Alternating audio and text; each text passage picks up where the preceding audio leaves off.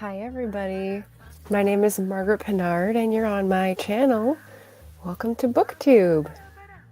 I'm going to ask if the sound is okay because I'm in a new place with headphones and I want to know if I have to hold this like this exactly every time and if the background music is good. So give me a thumbs up if that's all okay for you or I can adjust. In the meantime, while we're dealing with the lag for the broadcast, I've got a book tag for you today.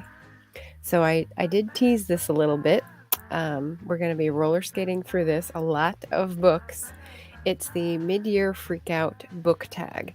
And I have put an originator of the tag before to give credit in the description, but I found this year that there are multiple versions, and so it doesn't really make sense because I don't know whose version I have. So hopefully it's mostly the same questions and you'll get lots of good recommendations or like maybe know which books aren't for you this year. And anticipated reads. That's always the hardest one for me to find because I'm not really on the before they come out up to the minute newscasts. So I've got a link for you for that one as well. But yeah, I am more on the other side, the queen of books you've never heard of because they've been out so long everyone forgot about them. That's my hashtag. Use it, enjoy it. And let me know if you have any questions in the comments as we're going through the mid-year freakout book tag. This is my third year doing this tag, and it sort of sews up the year because I started in the middle of the summer and didn't do this tag. So whenever I do the mid-year freakout, it's like the end of another year on Booktube, which is kind of nice. I just realized this. So I thought I'd say I've been here for 3 years, which is pretty cool. And if you don't know me, again, my name is Margaret Pinard. I write historical fiction and fantasy. I've got 6 books out, which you can see down in the comments. And I also have author stuff as well as book stuff. So today is a book stuff thing. And hopefully, again, you'll see some books you like. So let's say hello to the chat and then dive into the first tranche. RC was here to say hello. Anita A.F. Stewart says hi. Leo Bancroft. Hey, Leo. Yes. Excellent. Okay. Thank you both. I appreciate that. Now I can go on knowing that I'm not tripping over myself. All right. So the first prompt is best book you've read so far. Now, as I said, I did tease this a little bit because I put out a little TikTok about this and then made it a YouTube short. So if anyone saw that, you can shout it out in the comments. And if you didn't, check out the shorts. They're pretty fun. I'm trying to introduce some more.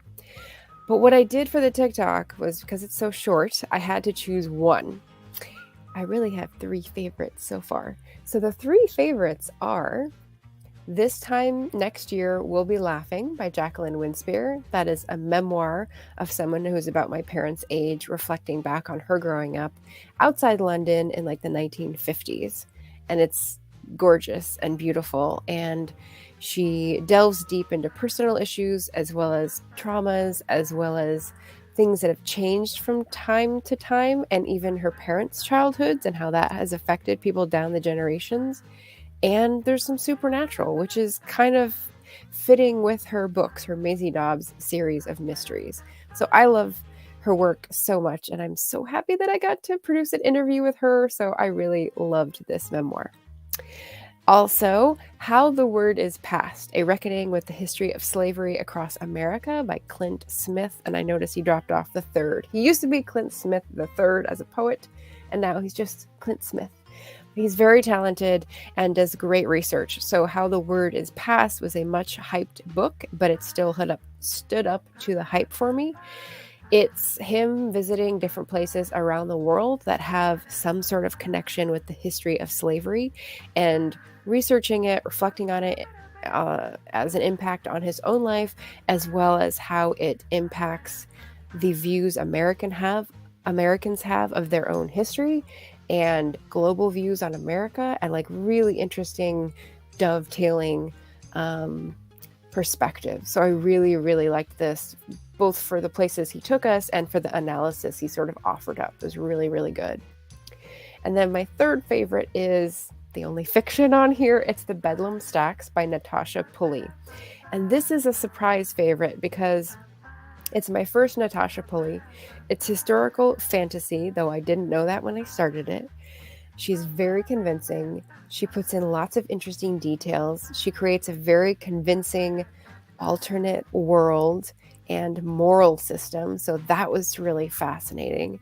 And I definitely want to read more of her work. I think there's like sort of a tangentially related series, like same universe, and the other one is The Watchmaker of Filigree Street, which is before this, but I don't think time really matters for these. So yeah, I loved her writing. I loved her world building. So really looking forward to that. Okay, prompt number 2, best sequel you've read so far.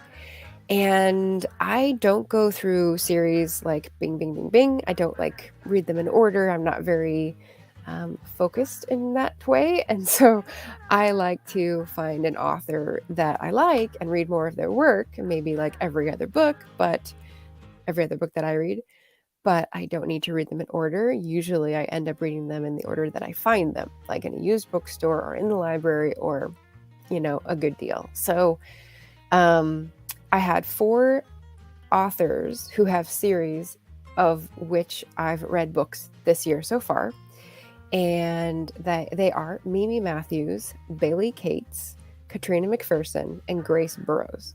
And so just to break those down a little bit, Mimi Matthews writes historical romance, sweet, not spicy at all, and lots of like 4 in a series. And she's a hybrid author. Bailey Cates writes cozy supernatural mysteries. And I started my first book in her magical bakery series, and it was great. But I've only read 1. But it was a sequel, so yeah. Katrina McPherson, I did a reread of her Dandy McGilver book that I've read, only 1 in the series. And then Grace Burrows is a historical romance author. You seeing a theme here? That writes beautiful, spicy historical romance. So a little different. They've each got their own little flavor, So out of the 4 series authors, the best sequel I've read so far would probably have to be a Grace Burrows, because her Duke series, it just hits the spot. What can I say? It's dependable. All right, and I'm going tranche by tranche here. There's 13 prompts, and I'm going to go 3, 3, 3, 4. So that's what you'll be getting here. Prompt 3. The new release I haven't read yet, but want to. So switching up a bit. I've got 2 for this one too, because I can't narrow it down. Ta-da! Babel, An Arcane History by R.F. Kuang. And of course, Rebecca Kuang, is getting all the buzz for Yellowface right now, which is contemporary and not fantasy, which is what she's been doing so far. But I have to catch up and read this first, because I've heard amazing things about this as well and don't want to miss out. So I did get a brand spanking new copy, and I'm looking forward to it. If anyone wants to buddy read, let me know. And then the other one is a nonfiction. So I also got this brand spanking new, Poverty by America by Matthew Desmond. And I haven't read Evicted. I was going to read that with Danielle, but we sort of mixed up our library waiting times and are constantly off kilter. So I don't know if that will happen.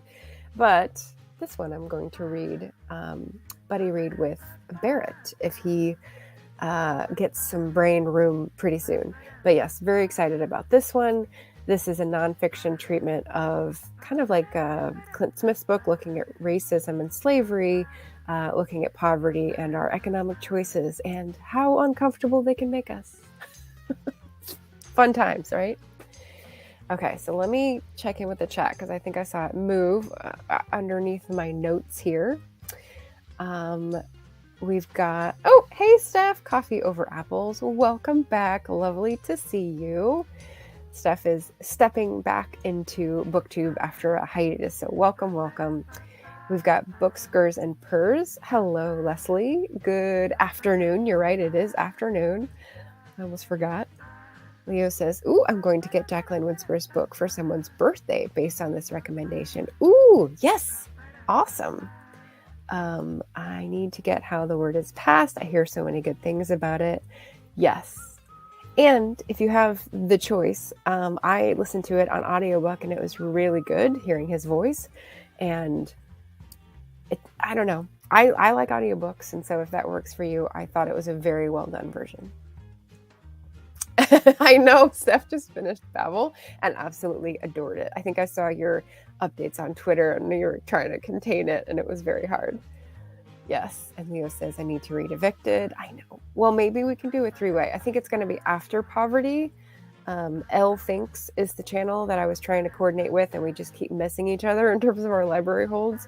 But I may be able to find a copy and actually read Adding Poverty by America. Yeah, see, this is what I live for, adding to people's TBRs. All right, so first little break is a word from our sponsor. I know you're surprised, right? My sponsor today is My Books. So if you're interested in historical fiction, I've got mystery, I've got supernatural, I've got family saga, and I've got historical fantasy. So that's basically like right to left, backwards chronologically. You can find all these books in multiple platforms, multiple formats at the bit.ly link shop_Margaret. Ta-da. So there, I had to get that out of the way and be a good business person. On to prompt number 4. Most anticipated release for the second half of the year. Okay, now here's where I get a little biased. So I did do some research and I'm going to pop that in the chat for you guys because I find it hard to hear about anticipated books before they're like already out. So I found this article on The Millions, which is a great site for like bookish and culture essays, and they had a most anticipated second half of 2023. So I went through all these. I think there's like 171 and added them to my TBR. So if you need more, join me.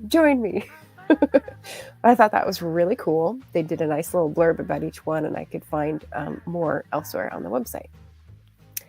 So, but my pick, here we go. My pick is going to be a friend's book because this is a long time coming, folks.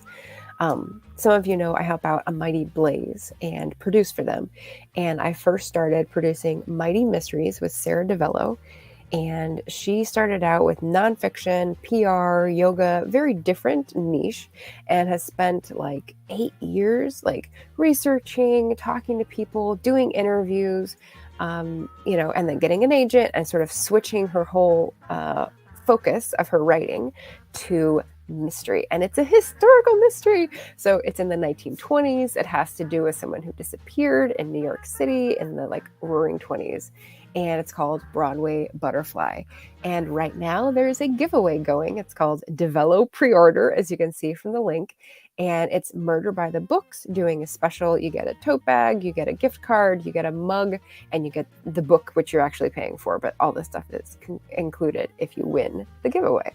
So I thought that would be fun to include, to shout out my friend Sarah DeVello and congratulate her on her book. It's coming out August 1st. So that means if you wanted to enter the giveaway, you need to pre-order the book within the next couple weeks. So that is hopefully soon enough that you have enough time to do it, but late enough that you don't forget. So if you're into historical mysteries with like theater, I'm thinking Wild Women Get the Blues, like people who like the Denny Bryce. It seems like a very similar vibe, which I also reviewed on this channel. You'll probably like this one. And Sarah's great. So just another thing to pass on. You can check it out at your leisure. So that's my biggest anticipated release. Prompt number 5 is biggest disappointment. Okay, so this is a hard one, but I do give honest reviews on this channel. And so you can probably remember or, go back and see. I did have some disappointing reads. So most recently there was one called Wisht, which is a Scottish saying. And so I was very,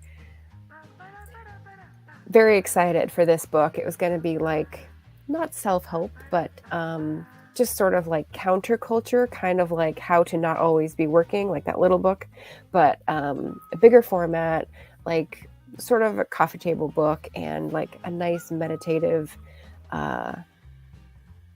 the opposite of some productivity myths and how to like make yourself be in a better place. But a lot of it was stuff that was just recycled from everywhere else, I felt. And so I didn't feel it was very specific. I didn't feel it was very, very Scottish based like flavor or anything. So that was kind of disappointing. The Underdogs, it's a classic that I read for May of the Moderns. I buddy read it with Greg from Another Bibliophile Reads, and you can listen to our buddy read. Neither of us really got into it. It was lots of sketchy scenes and not a very strong narrative. It did push me a little bit further down the road in terms of knowing about the Mexican Revolution in the 1910s and sort of how they felt and how it not came about, but how it felt, and the disappointment in the revolution. So good, but also like I would have liked a whole lot more. It's a very small book. And then I had 2 books, nonfiction, that I read about minimalism that were both better recommended for people just getting into it. It was Afro minimalism and a Japanese minimalism. So one was a red cover and one was a white cover. And you can look them up in my story graph. I'll pop that in for those of you who are curious. But yeah, it was just kind of same thing as the Wished book. Like, it didn't feel like it was anything new or much personal heft to the story to make it compelling. So that was disappointing. But I'm glad I gave them a chance, of course. All right, so enough with the disappointments. How about some surprises? Prompt 6 is your biggest surprise. And so I've got 9 books listed under this, so I'll try to be brief with them. This time next year, We'll Be Laughing. I've already mentioned it's one of my favorites, but it was a surprise because I put it off for a long time because I'm not sure why. Memoirs are not really my thing, and I wasn't sure I wanted to lose the myth of Jacqueline Winspear being so amazing in her fiction by hearing a memoir, but I ended up loving it, so that was a surprise. Delicious Monsters by Liesl Sambury, and I listened to this on audio from Libro.fm, and it was a surprise because it's horror. It is a horror book, and I sort of like listened to it at arm's length, like hoping that I wouldn't be scarred, right? Because I'm not a horror reader. But Blood Like Magic was so well written. There were such like realistic, meaty conflicts to get into. I thought that it was worth it to give it a try, and I'm so glad because it was amazing. It was freaky in some points. It was like disgusting in some points, but I made it through and it was worth it. And the ending, I'm not going to spoil it, but you should read Delicious Monsters. It was a good surprise for me. Then we've got Sex Talks by Vanessa and Xander Marin. That is a nonfiction book about, I was going to say decriminalizing. No, demystifying or mythifying things about sex and sexual intercourse and relationships and communication, especially. And so I did a standalone review for this. I loved this book in terms of the tone and the accessibility and the positivity. So I really appreciated it, recommend it to everybody. You'll see in my former review that I did. Then we've got some that I read for readathons that were surprises. Mother Ireland, that was fantastic for the Irish readathon. It's like a strange sort of memoir. Red Widow, which will come up later, by Amakatsu. Irish Hunger, also for the Irish readathon. Such an amazing wealth of historical detail. So I couldn't eat it up fast enough. Crock of Gold, which is a classic for May of the Moderns. That was Irish, and I thought that was highly entertaining and funny. Then we've got Hula, which I listened to as an audiobook from Libro.fm by Jasmine Iolani Hakes, and that is an intense book about family relationships and Hawaiian history and mores, social mores that are different, kind of like when you study different cultures and realize culture clash, there's this thing. But then you've also got people who live in part in one and part in another culture. And so how do they resolve those tensions in their lives? Oh, so good. Really, really good. So that was a surprise. And then Mortal Follies, which I read for Pride Month, which is historical fantasy set in Regency. It's a romance, it's a sapphic romance, and Puck is the storyteller. So like, I did not know that was coming down the pike. Excellent, excellent writing, very funny, and also like very piney and angsty for those who like that sort of thing. So, okay, that's our second tranche. We're halfway through. Let's see. Oh, nice. So Anita says Broadway Butterfly is going on my TBR, mystery, 1920s, and based on true crime. Just my thing. Awesome to hear. All right. And then Mama Maggie, hello, and welcome. Just really 2023 is my answer to the poll.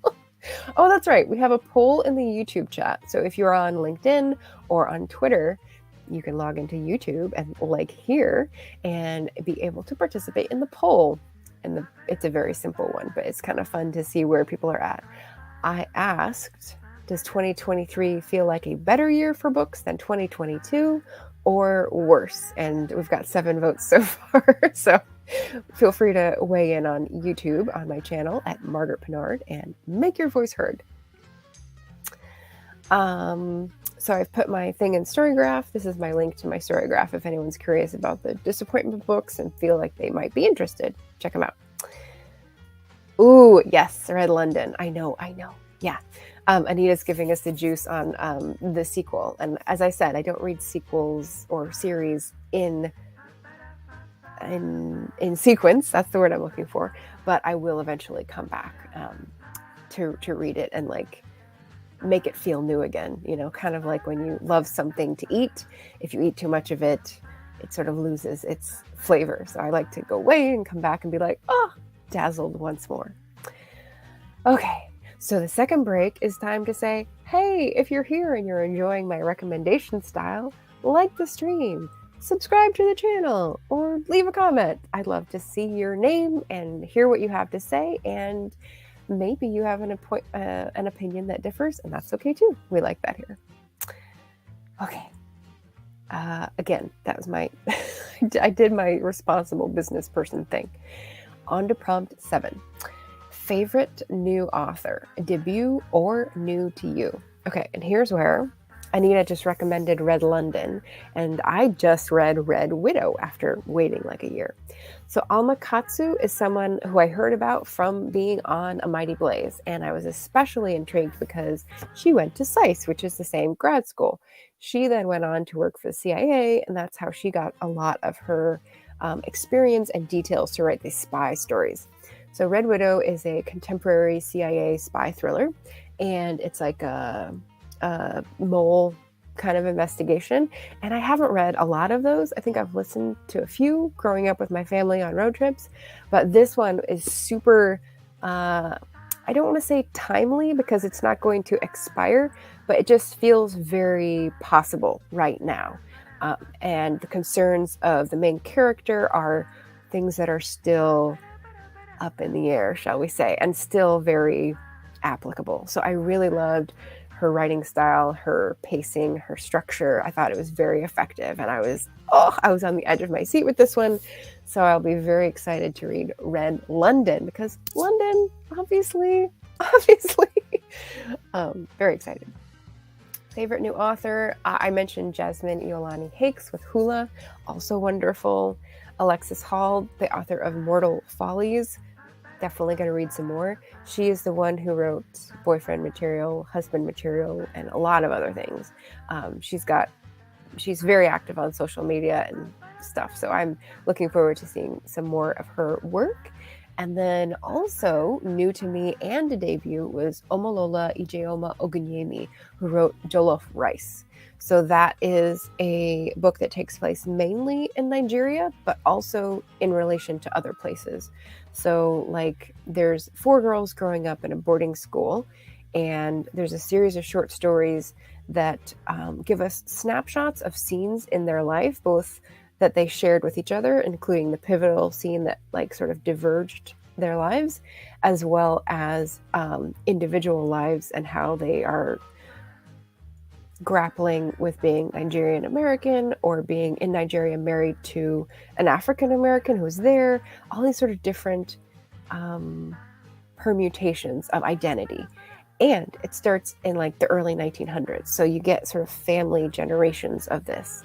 So you not only see diversity in this group of girls and their living experiences, but also generations that fed into it, different family groups. There's a really interesting thing that I'd heard about, but it was neat to see it represented in fiction, which was a woman who assumed the man's role in the family as the father, and like had the property, whatever rights there were in terms of like having the house and the say and like the legal rights of the father was due to the woman because she brought the wealth to the marriage. And so she got married to a woman so that she could have a child who the woman was pregnant with, because she was actually with someone else who was a man. So it was like all these things that were kind of new to me to hear about, but made sense in the context of the story and just like gave a new view of something from outside the culture that was very supported by family traditions and the reasons why, and I just thought it was really interesting. So yeah, Jollof Rice, Jollof, and Other Revolutions. And it was really, really good novel in short stories. So before I go to prompt 8, I see the prompt is the chat is moving. So let me skip back over here. Oh yeah. It sounds like Canadian. Oh yeah, RC. I don't know what that's in reference to. Anita says she's one of the authors in the book of essays I loved, Unquiet Spirits. Ooh, okay. So Alma Katsu has actually made a bit of a leap into the spy fiction. She was doing historical fantasy before. She's got The Deep and The Hunger, I think. And The Deep is like some sort of like supernatural monster mixed with the Titanic. So you might think it was right in my bailiwick, but for some reason the spy fiction called out to me more than that. I don't know. Andy swinging in to say hi. Hello. Hi, low. Very funny, guys. Giving hugs. I was going to do Too Slow, but I didn't want to leave you hanging. Oh, geez. All right, boys. So favorite new author? That's done. Okay, so prompt 8, newest fictional crush.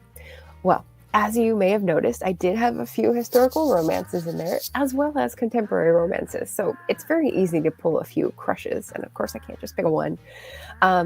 So I'm going to go with 3. There's one in Island Affair by Pris Oliveras, which I just finished. That is set in the Florida Keys. And the first book in her series has a hero called Luis Navarro. Beautiful. Family, responsible, inner conflict, beautiful. The second one is Taj. I can't remember his last name because they don't say it very many times, but Taj is from Gigi Listening, which I listened to as an audiobook, of course. And that is by Chantel Guertin. I'm close. And he is the bus driver for the tour that Gigi is on. And at first he's an obstacle, but he's really funny and, helpful. And then he, well, again, I don't want to spoil it. We're non-spoiler here. So Taj from Gigi Listening. It's a good one. And then finally, the historical romance comes in here with a Grace Burroughs hero called Hugh Saint Sevier. And he is one of the people in the Lady Violet mysteries. So she does a historical romance mystery.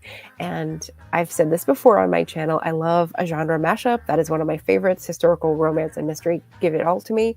And Hugh Saint Sevier is like the flag bearer, the banner carrier for the type of hero in these books that I can get behind. So if you needed Rex for heroes, there you go. prompt number 9, newest favorite character, just in general. And I went through my story graph to look at all the books. I read 68, I think. And I have 4 newest favorite characters.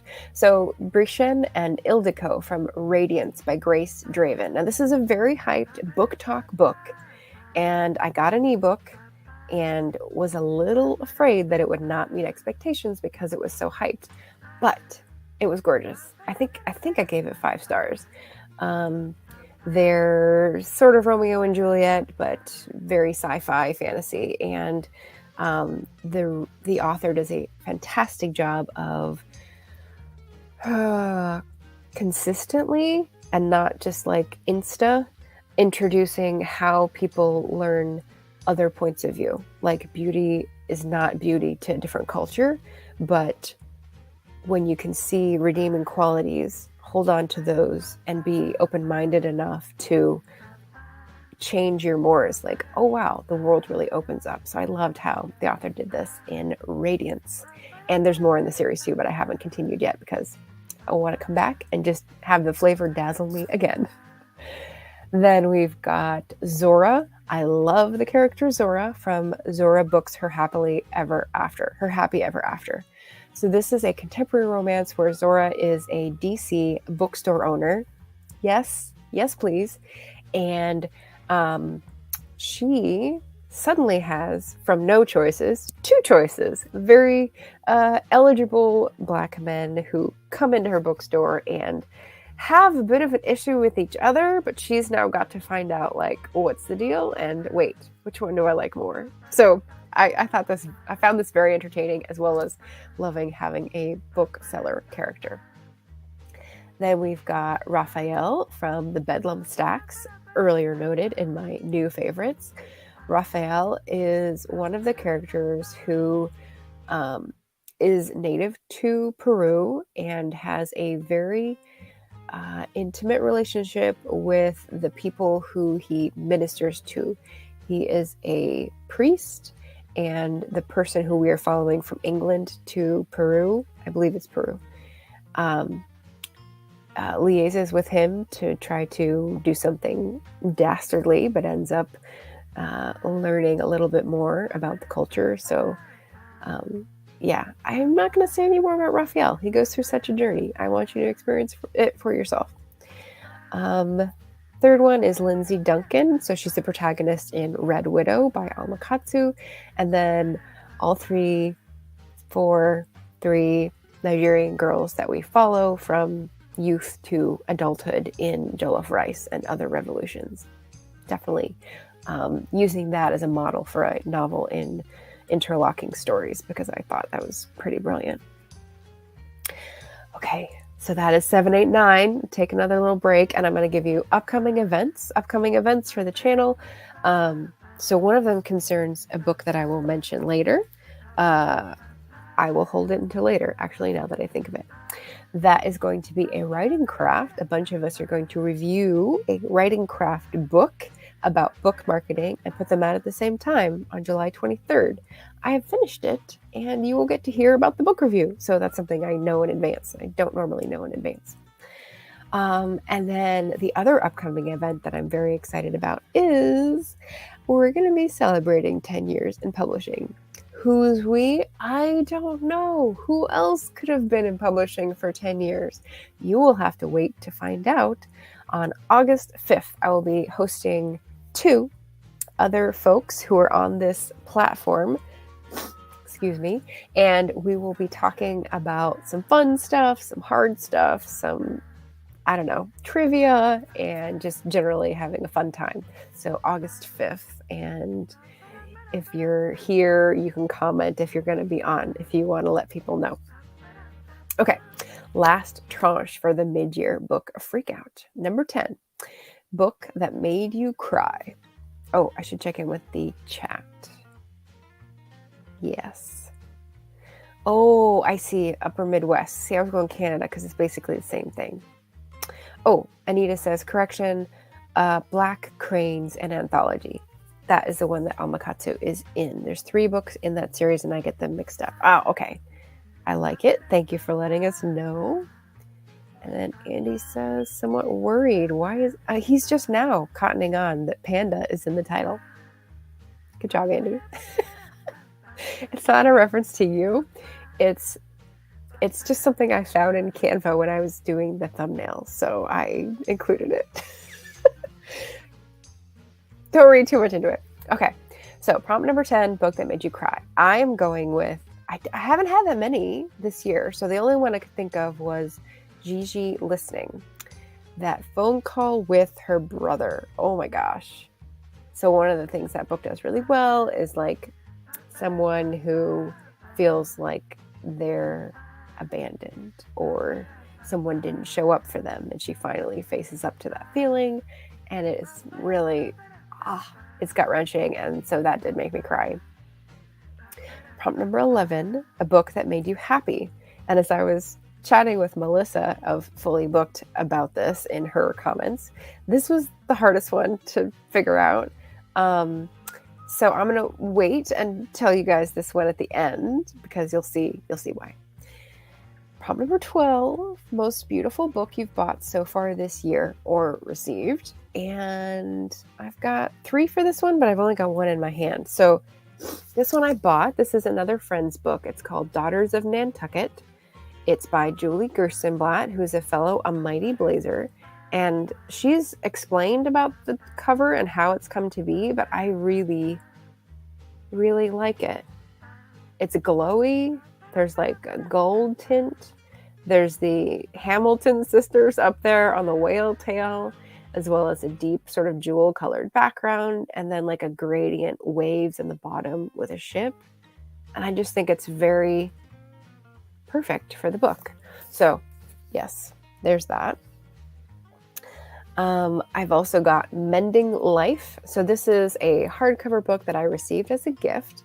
It is a book that tells about mending as a philosophy, as well as some practical tips for sewing basics and mending basics and darning and vocabulary and how to do the things, and some great illustrations. So this is actually really helpful. I've used it several times already, and I've even tried like sashiko stitching, which is kind of fancy, sort of.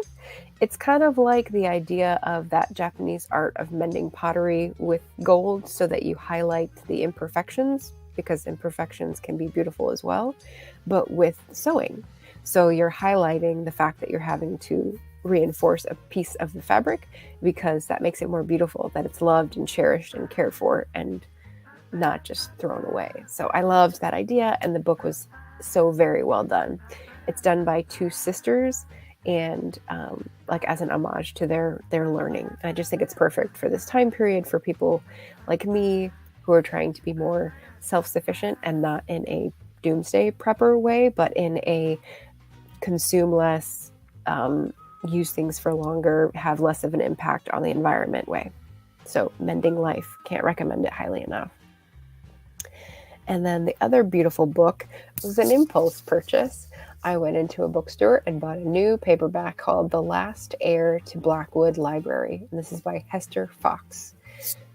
It's a historical mystery. There might be some romance in there. The name of the author, Hester Fox. I follow her now on social media, and I'm enjoying her content. And I don't know, it just felt perfect. So impulse buy for the win. And it's a very pretty cover. I didn't bring it with me today, unfortunately. Final prompt. What books do you need to read by the end of the year? So, Daughters of Nantucket, Friend's book. The Story of the 100 Promises by Neil Cochran, Friend's book. Unfortunately, I'm doing this live stream right now. Otherwise, I would be at the park at Neil's Hobbit-themed picnic today, but it was too hard logistically, so unfortunately I had to miss, but I'm very much looking forward to this. Neil's published by Forest Avenue Press, and I recently read Laura Stanfield's book, who is the publisher of Forest Avenue Press, so I'm like making my way through the Friends books, interspersed with other things.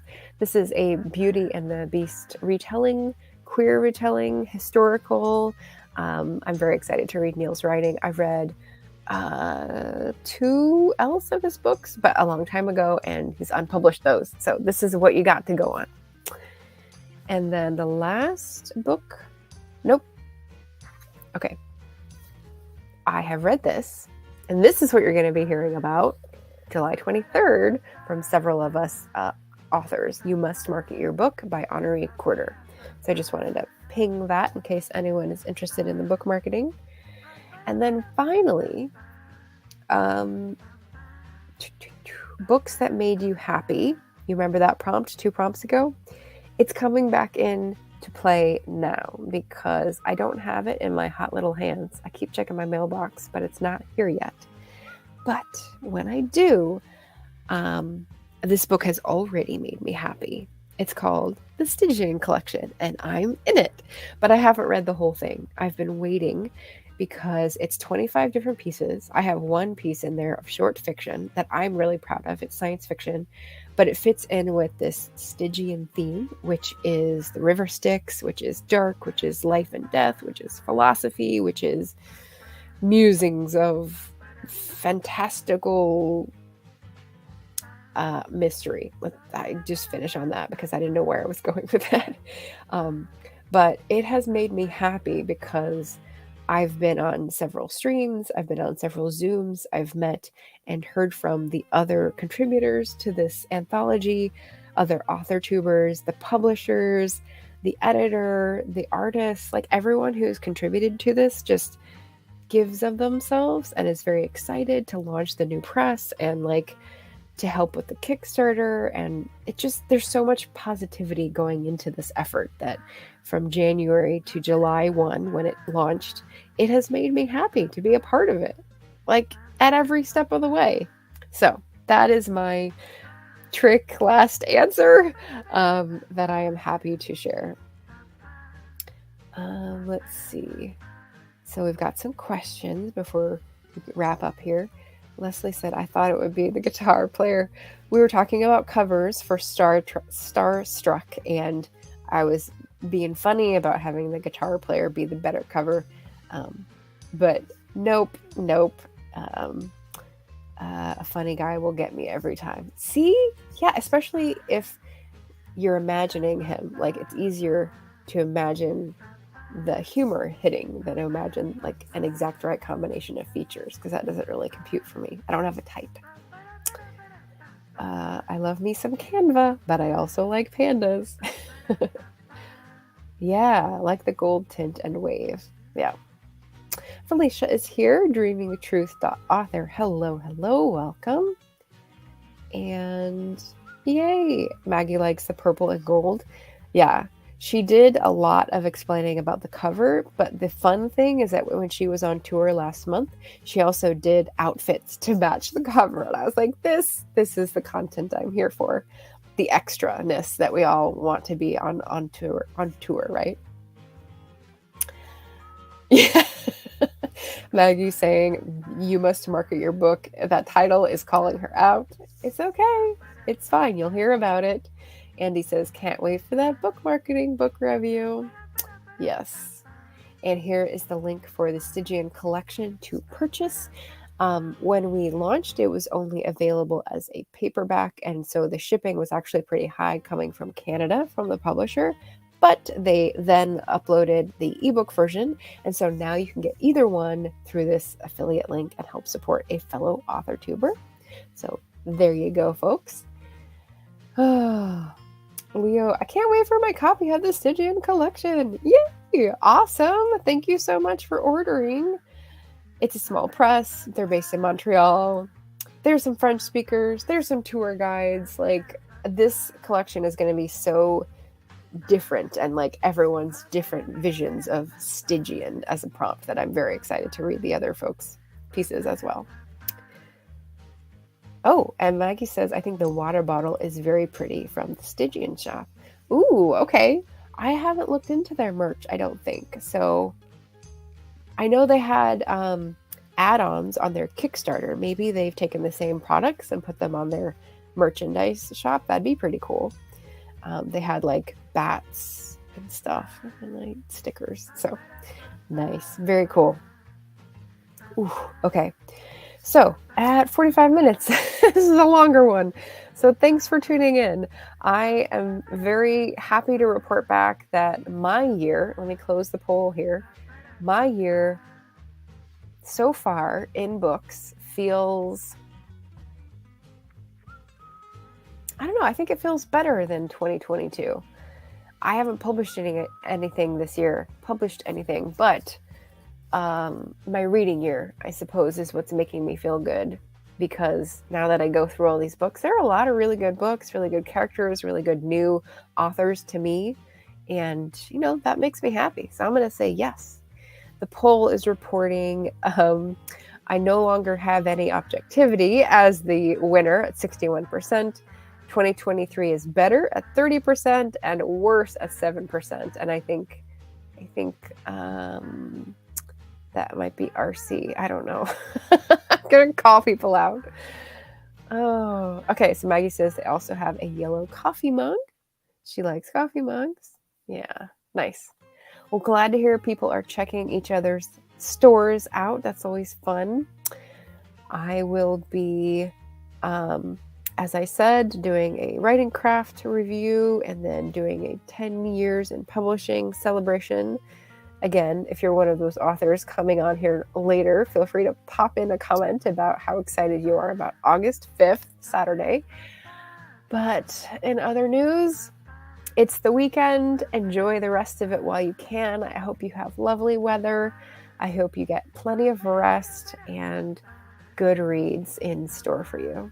So thanks again for watching, and I'll see you again soon.